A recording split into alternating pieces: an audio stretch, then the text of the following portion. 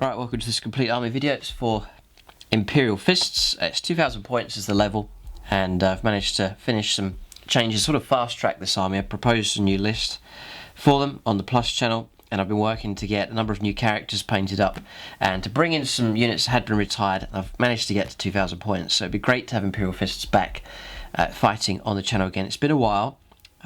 Really, they were quite disrupted when 8th editions come along. They've been put on the side a little bit, but now they're back and ready for action, which is great news. So the points level was 2000 points. I'm going to introduce all of the units in. We'll go through points, the whole army kind of strategy, the idea behind them, or the idea of trying to win games with them, sort of overall tactics. And then right at the very end, we'll zoom out and take a look at the whole army, and you'll be able to get an idea of what the footprint of the list looks like. So if you want to see more of a showcase, like zooming in and taking a look at the models, check out the start collecting video for Space Marines. I zoom in and take a look at a good number of the models that give you a great sort of close-up view of the vehicles, you know, front, side and rear views of them, and then some of the other models as well, and some of the characters, just to give you a close-up view of what they look like. And then also tactical videos. Check out the Tactica series for the Space Marines. I'll focus in on individual specific units. It's a showcase as well. I'll also talk about the actual models themselves and zoom in, and some hobbying tips as well to help you out as you collect your Space Marine army. So I'm running the usual codex here for Space Marines, and then I've updated all the points for chapter approved 2018, so that's fully up to date there. So that's the plan. So Space Marines must still be the most popular faction for people to collect, especially now with the introduction of Primaris. This army is pure regular Space Marines, and I want to make my Red Scorpion army, that's my sort of Primaris showcase army. I want to try and split the two. I know they're sort of meant to fight side by side, but I want to keep sort of a traditional Space Marine army here, and just as a challenge to see how well they do, and then have the Red Scorpions as a dedicated Primaris force. That's the idea. So here in this army here, there's no Primaris at all, but that may change in the future. We'll see how much help they need. We'll see how they get on in the different games that we have planned for the Imperial Fists ahead. It is the 5th company I've done, so instead of the red shoulder pads, it's the black, as you'll see. I do love that colour combination for them. So then Imperial Fists, the strategy for them is an army built to be resilient, similar to the Necrons in a way, to be resilient, to absorb and take damage, and then to overwhelm the opponent just by surviving through to the end. So that's the aim. So you'll see a number of units, sort of a good size army, and then quite a lot of wounds in the army as well, and just that's trying to add to the resilience of this list. And then it's kind of a gun line. I think there's some decent long range firepower that you'll see. The idea is to soften up the opponent from range, and most of the time I reckon I'll be under attack by different factions. You know, I'll be playing defensively, so I want to build a nice defensive block, some decent firepower that can immediately strike the opponent from extreme range, and then just as I said it before in different Imperial Fist complete army videos, just the closer the enemy gets, the more it hurts. You know, the more damage this army can kick out. Start to get into medium range, hit by medium range weapons, and so on, such as bolters, storm bolters, those kind of weapons. Now, I'm going to play the beta rules from now on for Space Marines. So that's really helped this list out, because I've got a lot of bolters, a lot of storm bolters in this army. So I'll even add even more to the volume of firepower this force can kick out. So that's the page on Imperial Fists. So very striking, yellow, very striking colour. I was inspired to collect Imperial Fists and 5th Company specifically by some outstanding videos on YouTube. I don't know who the person was, but they painted up Imperial Fists, specifically some vehicles, and they'd done such a good job. It was on a turntable rotating around. Maybe some of you have seen the videos that are out there. I think they're still available to watch. But incredibly well painted, like really, really good, and just thought the colour scheme was amazing, and really wanted to then start collecting my own. So often that happens, you're inspired by what someone else has done, the paint job that they've done, you think, yeah, that looks amazing, I'd love to collect my own. That was what happened with myself and the Imperial Fists. So I started to put the army together, and then I've managed to make a number of painting tutorials for these. If you like the models, and again, check out the Start Collecting video, you'll be able to zoom in and see how the models have turned out. And check out the painting tutorials here on YouTube for regular Imperial Fists, show you how to paint one of the Marines from start to finish, including all the basing as well. And then on the Plus channel, I'll show you how to paint one of the Rhinos. So a bigger project, we cover things like transfers, freehand painting for the name here on the back, different effects, weathering effects, and mud splatters and smoke effects and so on. That's all covered on the in-depth painting tutorial on the Plus channel. So yeah, overall strategy then, this defensive block, soften the opponent up immediately with firepower. I've got some flyers to swoop in where I need some concentration of firepower wherever it is on the battlefield, and then to endure and keep surviving, and then towards the end of the game start to move out and grab objectives. Similar to how James plays with his ultra range, similar kind of style with him. That's the idea. Whether this list will do well, we'll have to see. I'm hoping it does. Don't want to see them get wiped out, but I think there's enough toughness here, enough durability for them to put up a good fight against any of the other factions that are out there. So this list then, I'll try and call out all the points, because a number of people do like to try and copy the list, and you can, by all means, you're welcome to copy my list exactly if you want, and then try it out and see how you get on, and come back and leave some comments, whether good or bad, as to how you got on in different games. It's battle forged and a battalion, so 8 command points in total. So it's okay, it's not amazing, but it's alright for Space Marines, not too bad. So I'll take it in the order they come in the codex. I'll actually mention, first of all, chapter Tactics. So I have to go for Imperial Fists, and it's pretty good. Enemy units do not receive the benefit to their saving throws for being in cover against attacks made by Imperial Fist models with this tactic. So no cover, scrub all cover. I think that's amazing. Especially on turn 1, when the opponent can use that stratagem and then receive the benefit of cover. You know, you can ignore all that, so this is really good. In addition, you can reroll any failed wound rolls for Imperial Fist units of this tactic when they're targeting a building. So that's quite rare, it doesn't really happen in our games, but just ignoring covers, excellent. Really, really good. So happy enough with that. And it matches the theme, you know, I'm trying to do volume of firepower, loads of bolter shots, and then getting scrubbing the cover. It's excellent, so it ties in just nicely. There's a number of buffs here that you'll see starting to work together just to enhance this army. And really this is why I've revamped it, just to retweak it, add in a few extra characters, and it can just enhance the core of this army pretty good. So there's loads of entries here, but is Captain Lysander. He's made it in. If you want to keep up to date with my latest painting and what comes off of the desk, follow me on Instagram. It's a great visual way of getting to see things up close, and images and pictures. I take pictures from battle reports, complete armies. It's a great way of being informed when a new video comes out, if it's an important one, like a codex review or a battle report, or a video like this one, then I put that on Instagram as well. It's a great way of keeping up to date, and it lets. I also take snaps and images of latest models that I've been painting as well. So if you want to keep up to date with what's going on, and to get some unique images and pictures, then check out Striking Scorpion 82 on Instagram. So Lysander here, just quite fresh off the painting desk, and I put a nice close-up view of him on Instagram for everyone to see. I managed to track him down on eBay. I got him in lead. I always try and go for lead as opposed to fine cast, but there he is. He's quite available if you're wanting to look for the model.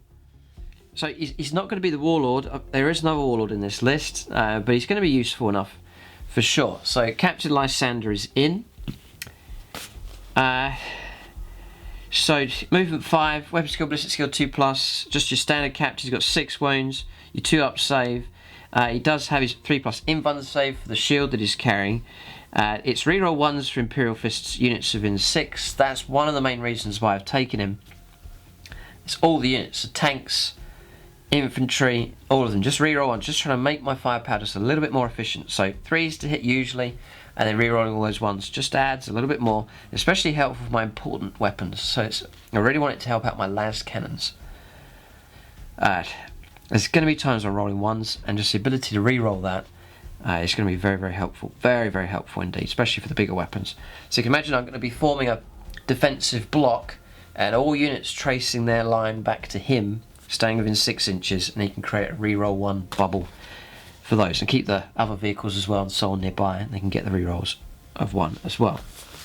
He's also, the second use for him is a bit of a counter attacking unit. So I've got my tactical marines out here, there's enemy units closing in for close combat. I've got some kind of character I can call on that is happy enough to charge into a lot of targets. Nice and survivable with his 3+ invuln save, plenty of wounds, and he gives +1 to morale actually as well, useful enough. And then he has, the Fist of Dawn, +6. He fights at strength 10, AP -3, 3 damage, and there's no minus to hit rolls. So he's hitting on 2s, re-rolling 1s, exceptionally reliable in close combat. So really excited to have Lysander, and it's been a long time waiting to get it. Had intended to get him for a while. He's first company, so I hadn't really made him a priority, but I have Terminators in this list, so he should fit in just nice. So Captain Lysander, he can teleport strike as well, so if I can play him defensively, or if I wanted to go off on a mission and deep strike in somewhere else, play him differently, tactically, then he can teleport in deep strike, which is useful enough. So Captain Lysander, he works out at 130 points, so pretty reasonable for what you get. I think he's pretty good. So that's the first one. Then the next here, I dropped the Librarian. I don't rate Space Marine psychic powers at the moment. I don't think they're that great at all, so the Librarian's been kicked out. He was a bit of a loser in a lot of games, so he's got, I really love the model. It's a difficult choice, but Librarian's out for now at least. So yes, I've brought a lieutenant into the army for the first time here. So there he is. James gave me this model here, very kind of him. He was destined to be painted blue, but he's yellow now that I've got my got my hands on him here. So lieutenant, I rebased. He was based up, so I rebased him on the new 32mm bases, just there. So there he is, with the Power Fist, which is the configuration I'm going to go for. So a lot of seasoned Space Marine players know exactly why I've taken the lieutenant. But again, weapon skill 2+, really good. He's got 3 attacks, not bad. He's got 4 wounds. As a general stat line, is okay. I downgraded for a mastercrafted to save points. I swapped it out for just a standard bolter. That saved me a few points, just what I'm looking to do with this list.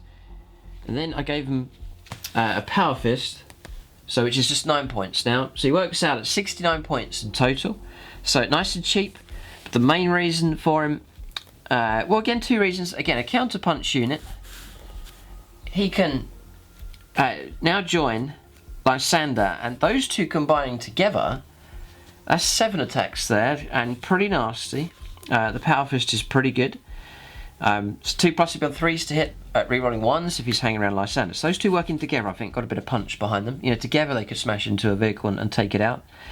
So happy enough for those two to be working side by side. And again, buried in the heart of my Imperial Fist battle line, he will grant tactical precision, which is reroll wound rolls of 1 for friendly chapter units within 6. So again, everyone traced their line back to lieutenants. You expect most of the time these two to be fighting side by side, and to see them in the heart of this Imperial Fist army. So these two are pivotal here. The characters are nicely buried there, and they should survive okay.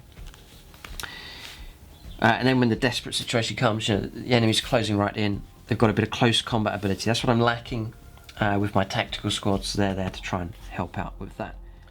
So again, specifically thinking of my las cannons, you know, dreaded 1 to wound, usually going to be around 3 to wound with strength 9, and then, you know, chances, it's 1/3 of a chance of failing, you know, roll 1 or a 2, and then just to counter that a little bit, and it really does help, it's the ability to reroll 1s to wound. So specifically, it's going to really help out my heavier weapons.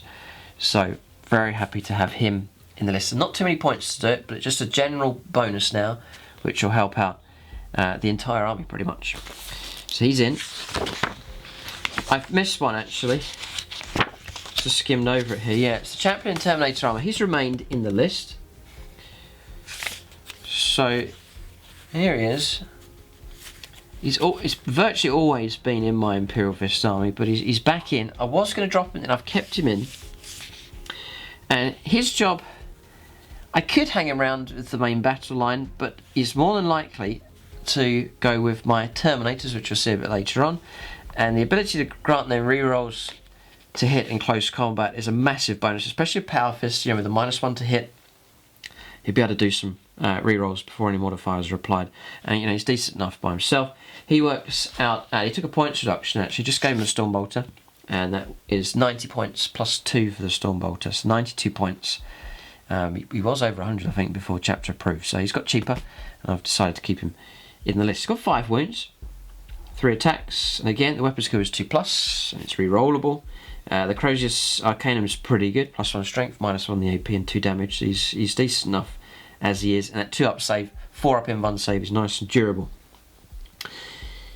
So, and teleport strike. So that's why I went for the Terminator option, so that you can join the Terminators when they teleport onto the battlefield.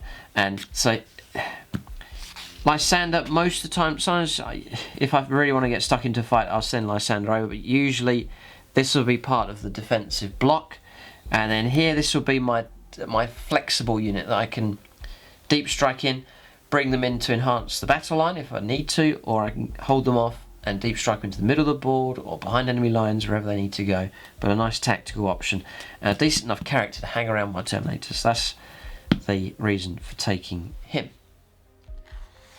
So, SBHQs, there are some other characters. One other character, but it's an elite's choice, so I'll come to that later on.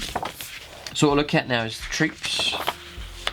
I'm quite heavy on troops, and I guess it's more of a traditional Space Marine approach. But I want to try and continue a traditional Space Marine army, and just to see how it gets on. A lot of people have written off the traditional way of playing Space Marines, but I'm just going to keep faith, see how they do, and of course I can always make changes later on. Going to go invest heavily in tactical squads.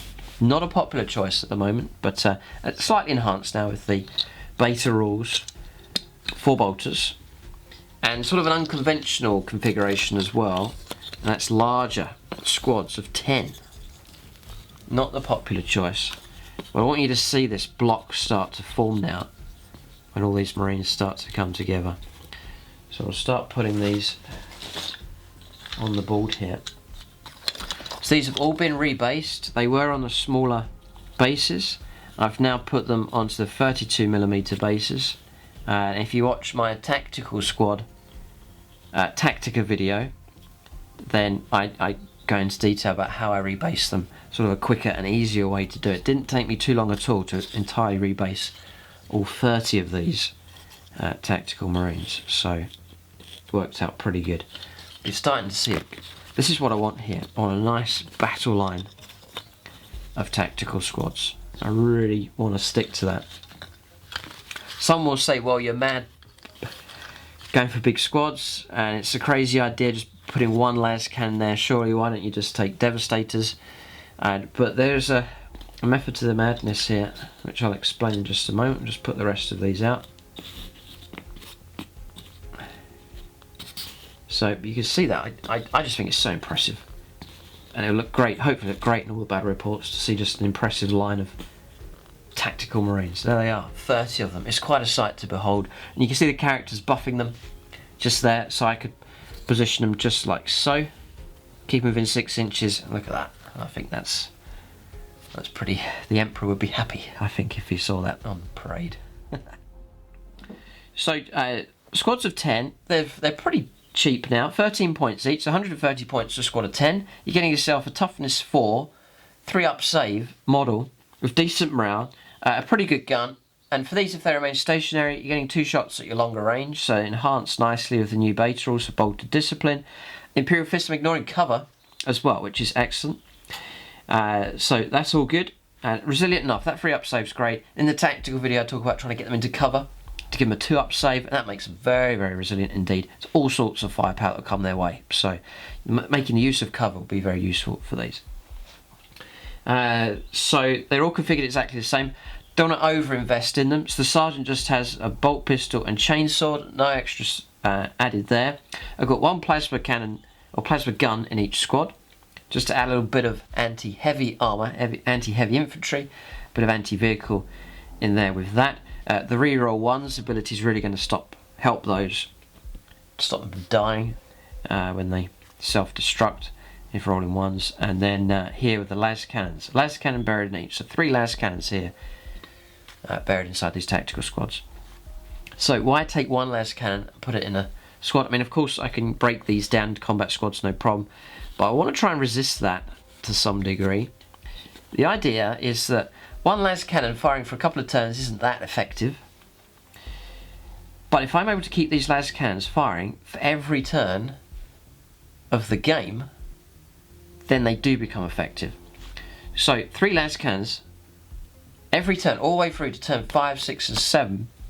That's the aim. So I want these to be effective in the middle and later turns of the game, and to do that I want these squads to absorb damage. So the reasoning is to let the casualties come in here, take off the regular marines, and then you get to turn 5, turn 6, I've still got the core of that unit alive, the plasma and the las cannons. So I'm trying to think long term in the middle of a game. Casualties may well start coming in, but the opponent's chewing through the cheaper part of the unit, and the idea is that my investment here in these las cannons and plasma guns is protected for as long as possible throughout the game. And I think in the later turns, middle stage of the game and later on, with them still firing, keep going, keep firing, then they'll pay for themselves, I reckon. You know, to get 6 shots out of each of these in a battle, I think will be effective enough for sure.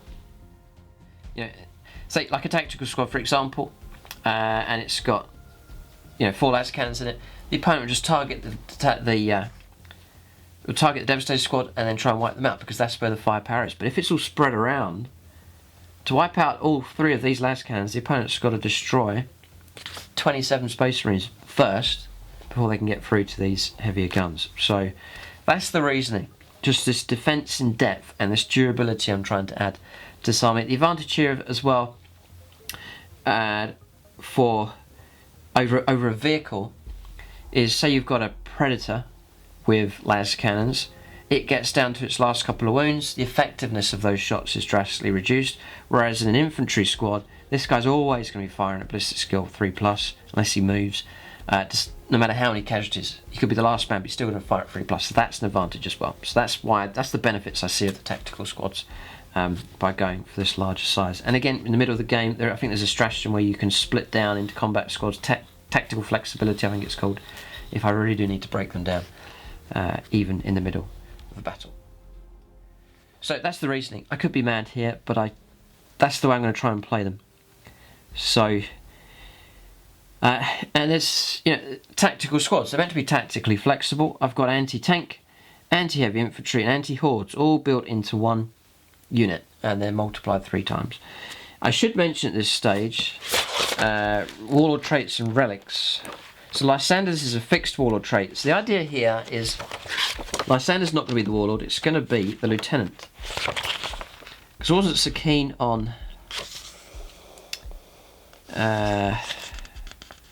here, Lysander, he has a fixed warlord trait. Yeah, it's here. You have to give them the warlord trait that's listed down below.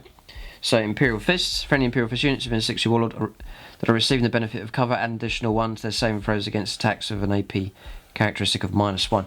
It's okay. It's not bad, but I do think that Storm of Fire is better.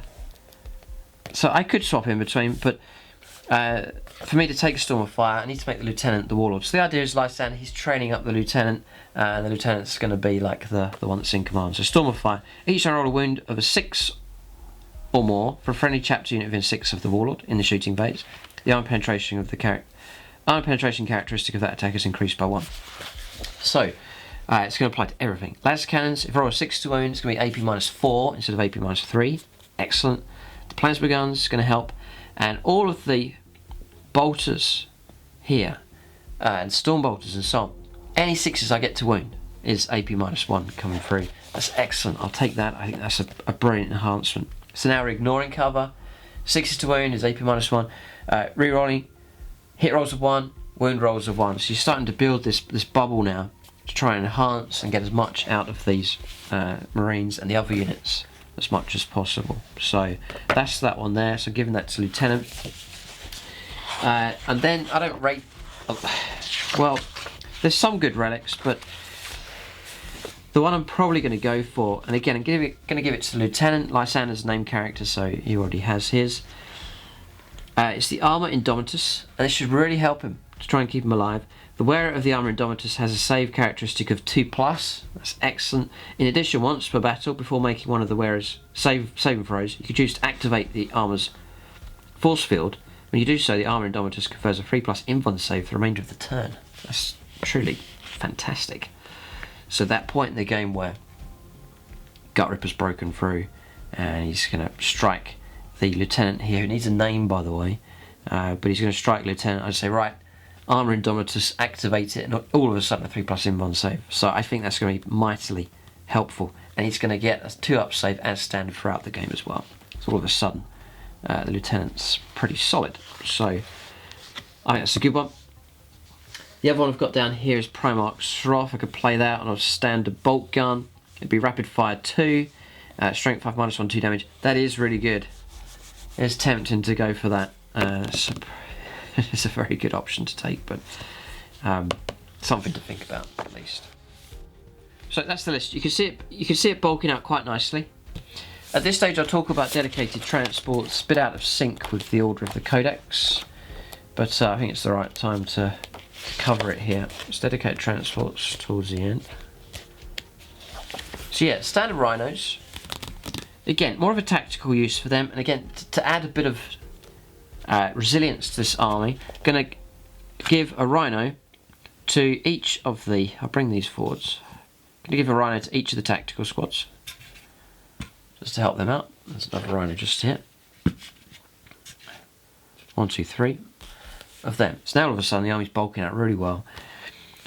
So all sorts of tactics I can use these for. Obviously I can transport the units inside, so that'll protect them nicely, and I can bring them out when I'm ready. If I want to get somewhere quickly, I can put the unit inside and drive them around. 6 inches on foot, 12 inches if I go inside the rhino.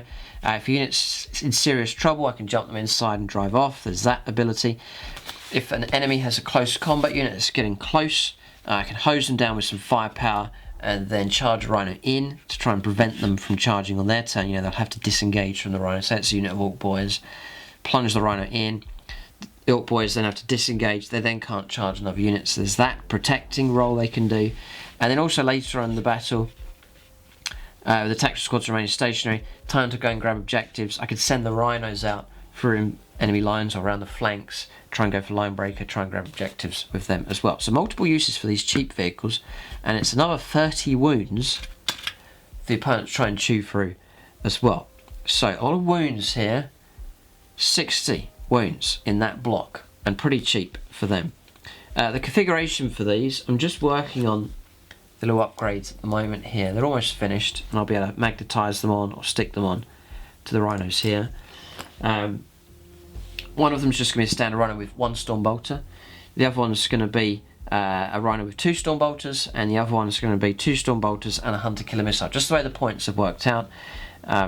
So that's a total of 72.74 and then 80 points for that one. So if I manage to free up some points anyway, then I'll be able to upgrade these vehicles a bit more. But that's the upgrades that are planned for them.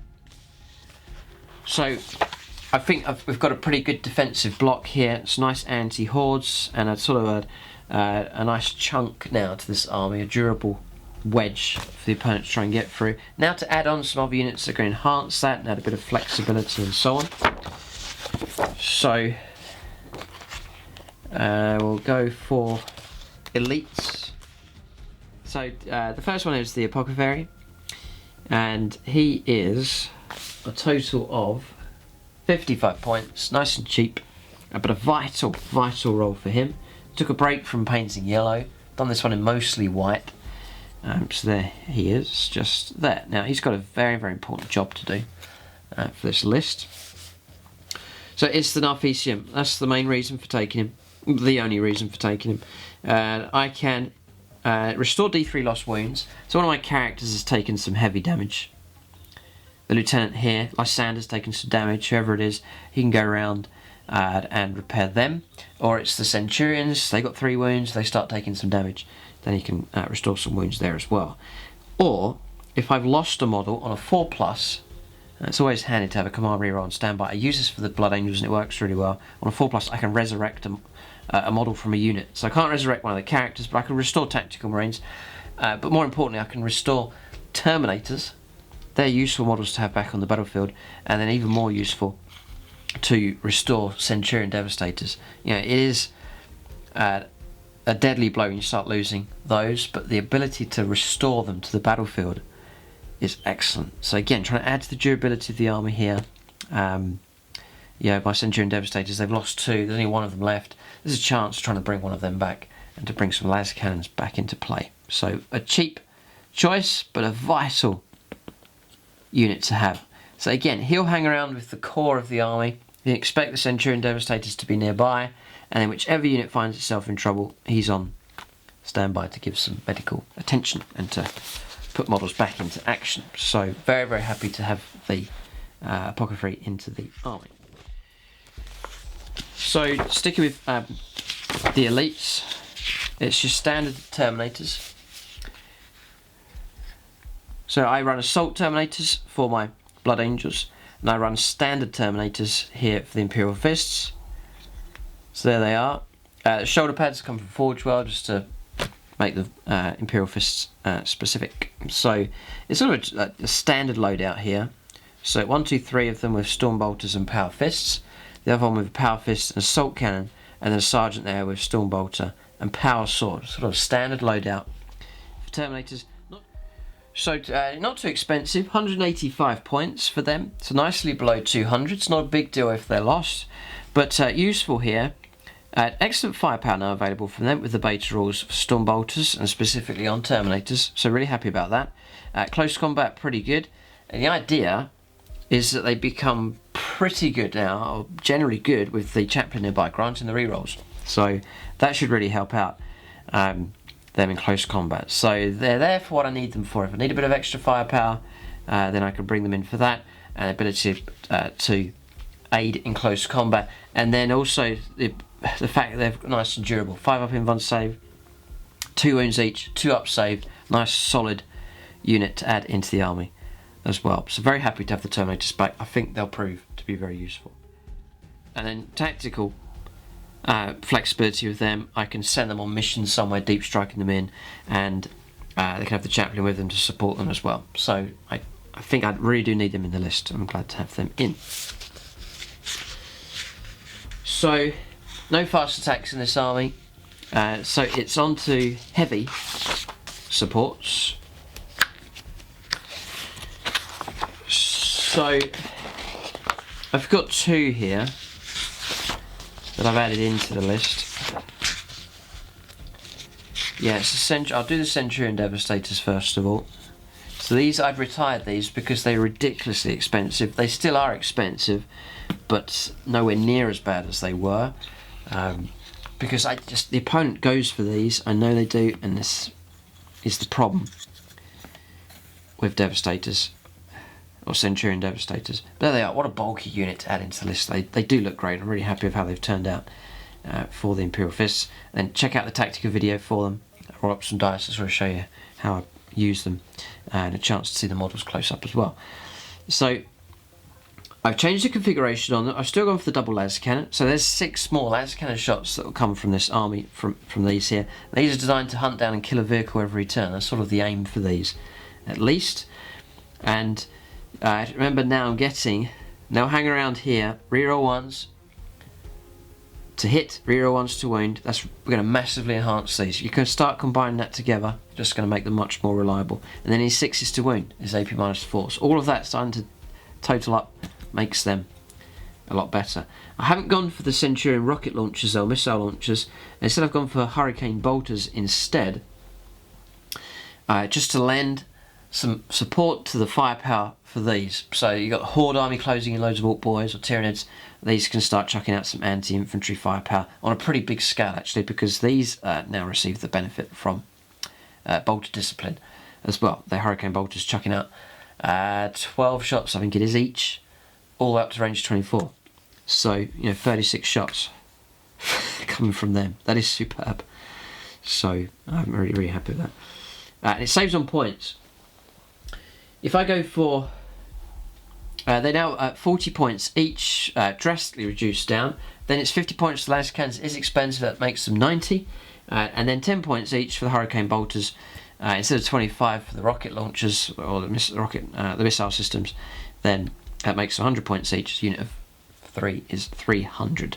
Still expensive. It will be a deadly blow to lose them. So I'll try and be careful how they're positioned, and just to sort of not set them in the middle of the table or in the middle of line of sight of a load of units that can see them, but try and tuck them away and try and be as wise as possible with them. And then the apothecary on standby to repair wounds, because they've got 3 wounds each, and also to resurrect models and get them back into play. Will be a massive bonus here. All trying to add to the resilience. You see, I'm trying to add sort of as much resilience as possible to this list. I'm trying to make it as hard as possible for the opponent to try and break down and get through to the core of the army. Teleport Homer here, just for the Terminators. Remember to use that in games as well.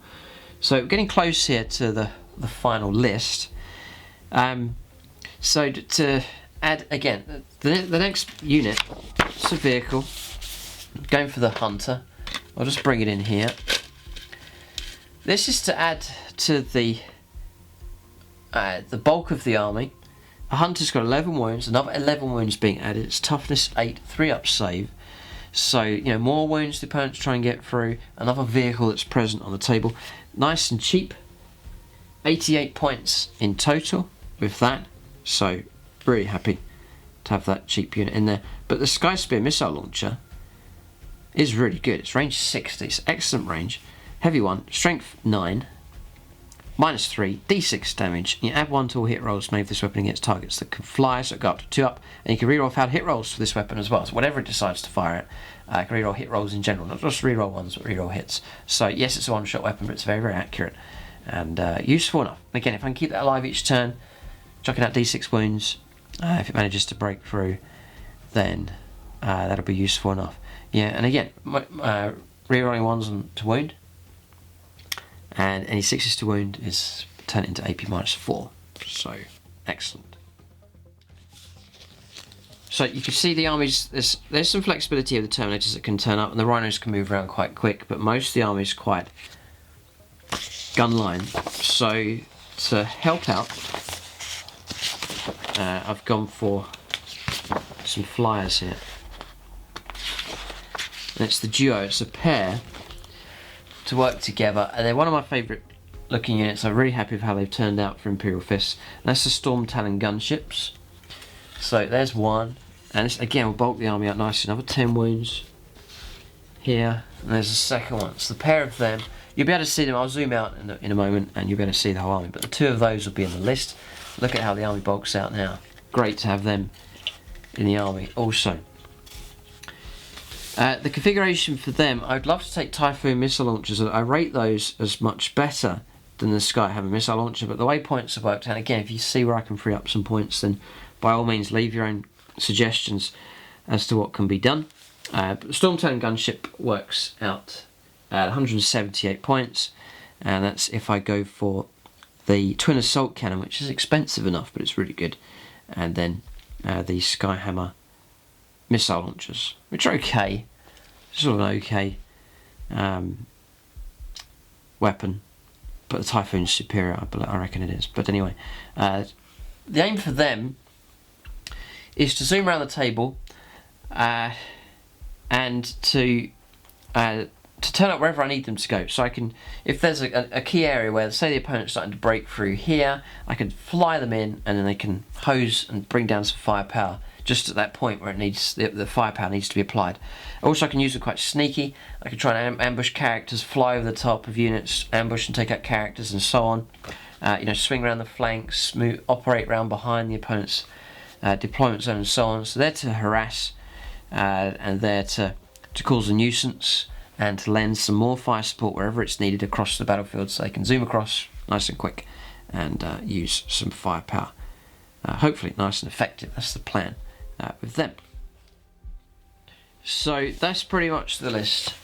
What I'm going to do now is I'll zoom out and give you a view of the whole army, just to give you an idea of the way the force looks.